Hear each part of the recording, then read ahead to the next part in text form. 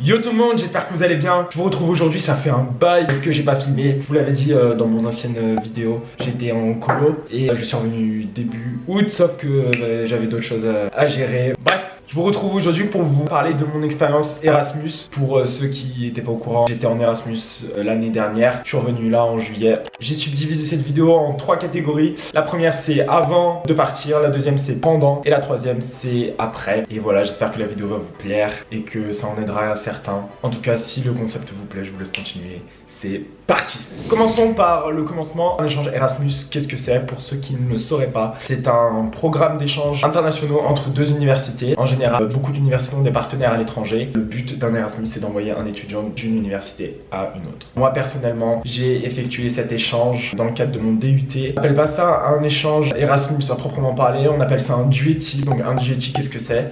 J'ai pris la définition parce que je savais même pas en fait. C'est un diplôme universitaire d'enseignement technologique international. Le but d'un duetti, après un DUT, de valider 60 crédits ECTS pour avoir le niveau Bac plus 3, pour ensuite intégrer un programme en master avec 180 crédits.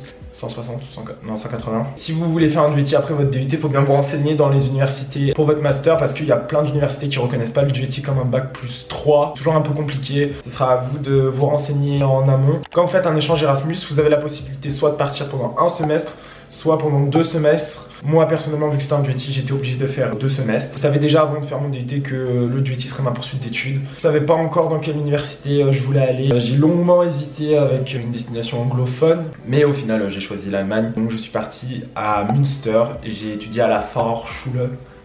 Comment faire pour partir en DUT ou en Erasmus? Je pense que c'est pareil pour les deux. Il faut d'abord faire un dossier dans lequel vous dites pourquoi vous voulez partir, où vous voulez partir. Et là, vous faites des vœux. Vous faites 3 vœux de différentes universités. Ça peut être pas dans le même pays. Et selon votre dossier, selon les places disponibles, vous serez accepté à une destination plutôt qu'une autre. Et voilà, votre dossier passe devant un jury. C'est eux qui décident si vous êtes apte à partir ou non. Ensuite, pour ceux qui sont acceptés et pour continuer dans les démarches, il faut que vous demandiez les bourses. C'est une démarche assez compliquée. Quand on est en Erasmus, on a droit à plein de bourses. Vous avez le droit donc d'avoir la bourse Erasmus. Elle varie en fonction des pays. Moi, je sais qu'en Allemagne, je crois que c'était 200 € par mois environ. Je vous mettrai un tableau là, je crois que ça dépend des destinations en fait. Ensuite, vous avez le droit aux bourses de la région. Moi, je touchais à la bourse Auvergne-Rhône-Alpes.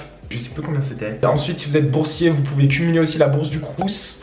Et des fois même vous avez la bourse de mobilité internationale qui est une aide que les boursiers peuvent demander en plus. Et toutes ces bourses sont cumulables. Le souci c'est que en fait ils versent 75% à l'arrivée et 25% à la fin. Pour vous donner un ordre d'idée, moi j'avais tout envoyé, tout fait mes trucs correctement. J'avais dû recevoir ma bourse début octobre ou fin septembre.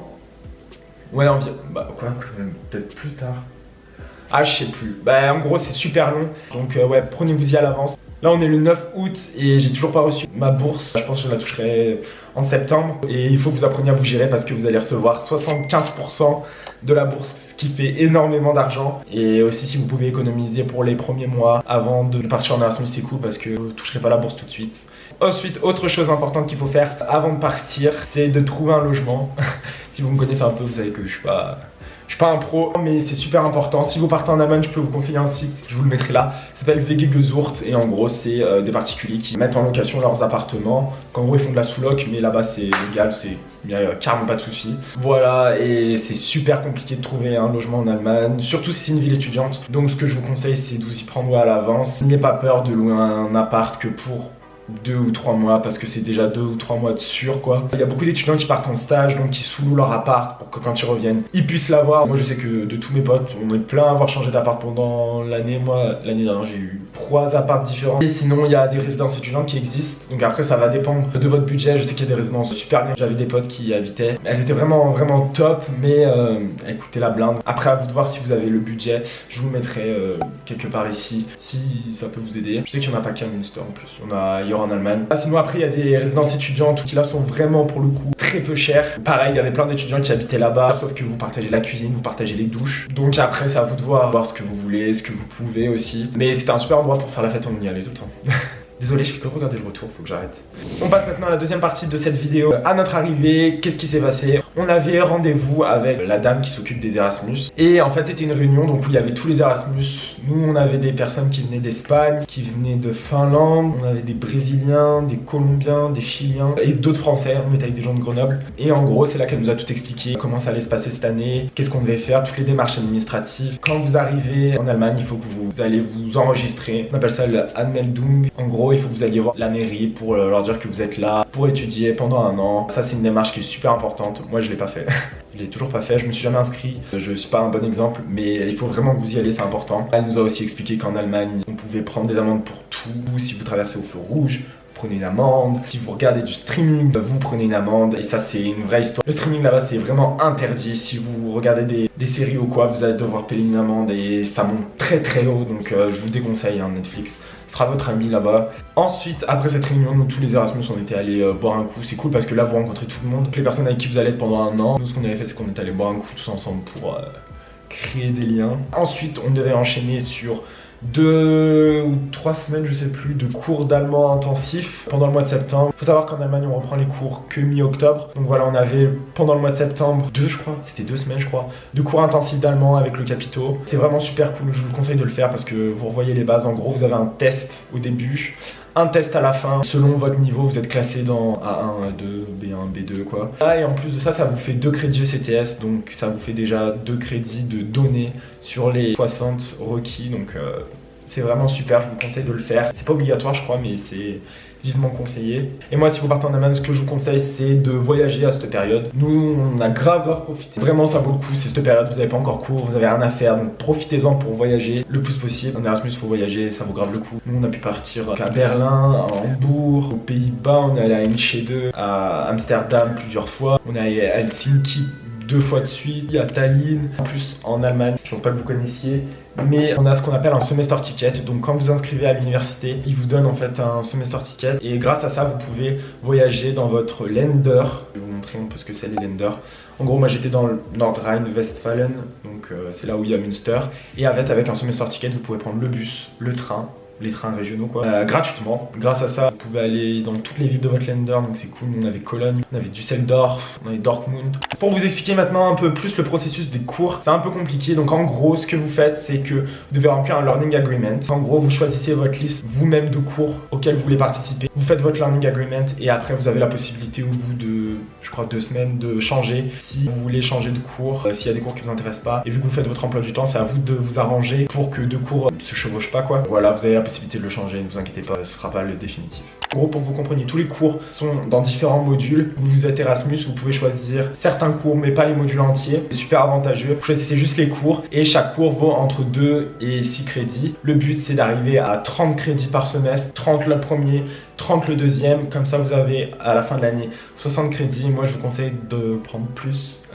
Au cas où vous loupez des matières. Moi, c'est un peu la merde là, j'ai loupé des matières, donc je sais pas trop encore comment je vais faire. Bref, on n'en parle pas. Donc ouais, prenez-en plus pour être sûr de valider votre année. Enfin, franchement, ça vaut le coup. Pour ceux qui se demandent, moi, tous mes cours étaient en anglais.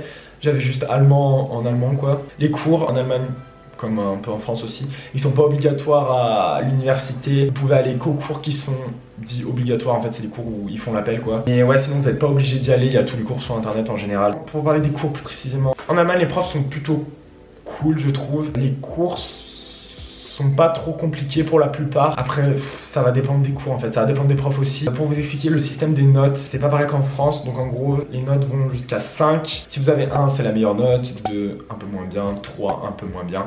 4, vous validez. Et 5, vous échouez. Il faut que vous ayez plus de 5 pour pas échouer. Maintenant les partiels, donc il n'y a pas tous les cours qui ont des partiels. Il y a des cours où vous devez vendre des travaux, vous faites des exposés, des choses comme ça, c'est beaucoup d'oraux aussi. Voilà, moi je sais que les partiels, donc en gros on en avait fin janvier et début juillet. Moi je sais que je les ai trouvés assez durs, mais après j'ai des potes qui trouvaient ça très facile aussi, donc après ça va dépendre des gens bien sûr. Le premier semestre va de mi-octobre jusqu'à fin janvier. Ensuite vous avez un break pendant 1 mois et demi, vous reprenez mi-mars et vous finissez les cours mi-juillet. Pour finir avec le coût de la vie, je voulais en parler. C'est à peu près similaire à la France. J'ai juste noté que l'alcool était moins cher, mais c'est relativement pareil qu'en France pour ce qui est des courses en général. Il y a Lidl, il y a Aldi, sinon c'est le rêvé. Il fait environ 40 degrés là, je meurs de chaud.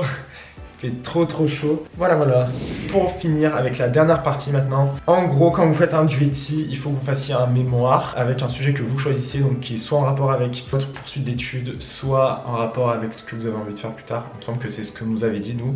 Moi par exemple, mon mémoire est sur l'immigration en Allemagne. Voilà, ça n'a aucun rapport, mais bon, voilà. Donc voilà, il faut faire un mémoire que vous allez soutenir devant votre tuteur et un candide. Nous, je sais, vu qu'on finissait les cours mi-juillet, on avait la possibilité de passer notre soutenance en septembre. Et moi c'est ce que je vais faire, je vais la passer là début septembre. Et après ils enverront mon dossier devant un jury et c'est eux qui décideront si je valide mon duetti ou pas. Là je suis en pleine rédaction de mon mémoire, c'est grave chiant. Mais bon, faut bien passer par là. Je voulais aussi revenir sur mon niveau d'allemand. Je pense que je me suis grave amélioré, je parlais vraiment pas bien allemand avant de partir. Là j'arrive à me débrouiller, on va dire.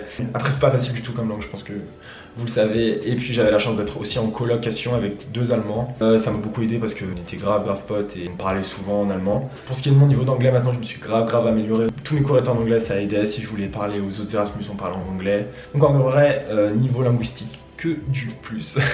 Maintenant on va finir avec mon bilan et mes conseils. Franchement c'était une super expérience Erasmus, je vous conseille. Si vous avez l'opportunité de le faire, allez-y. J'ai rencontré des gens du monde entier. Ça élargit notre réseau, un truc de ouf. J'ai rencontré des gens super cool, qui n'ont pas du tout la même façon de vivre que vous, la même langue que vous. Et vraiment, c'est une super expérience. Je vous le conseille 1530 fois. Si j'avais 2 conseils à vous donner, ce serait de parler le plus possible aux internationaux ou aux locaux, contrairement à nous, ce qu'on faisait. C'est vrai que moi, avant de partir, je me disais que j'allais rester qu'avec des internationaux pour parler anglais, revenir bilingue et tout, mais pas trop en fait. On restait souvent entre Français, comme par exemple les Espagnols restaient souvent entre eux, les Brésiliens entre eux, et on s'entendait très bien avec eux, il n'y a pas de souci, c'est juste qu'on restait plus souvent entre Français. Peut-être un peu dommage pour certaines personnes, moi personnellement je trouve pas forcément, parce que c'était mes amis, et je me voyais pas rester avec eux juste parce qu'ils sont français, donc voilà. Et dernier conseil, je l'ai déjà dit, c'est de voyager le plus possible. Vraiment, vous avez grave des opportunités. Nous, en Allemagne, je sais qu'on avait grave des aéroports autour de nous. On avait Dortmund, Düsseldorf, Cologne, enfin... Même Amsterdam, il était pas très loin. Donc vraiment, si vous voulez bouger, c'est l'opportunité. Surtout si vous avez des emplois du temps un peu plus légers. Si vous vous arrangez bien, vous mettez tous vos cours en début de semaine. Comme ça vous fait un long week-end. Et comme ça, vous pouvez partir. Bon les gars, je pense qu'on arrive au terme de cette vidéo. Si vous avez des questions sur Erasmus ou sur le duetti, n'hésitez pas à me les dire en commentaire, j'y répondrai. Ou vous pouvez venir aussi en DM, hein, je mords pas. J'espère que la vidéo vous a plu. Si c'est le cas, n'hésitez pas à liker. J'aime pas trop dire ça, mais bon, apparemment faut le faire. Donc je le fais. Je vous embrasse et je vous dis à la prochaine. Ciao.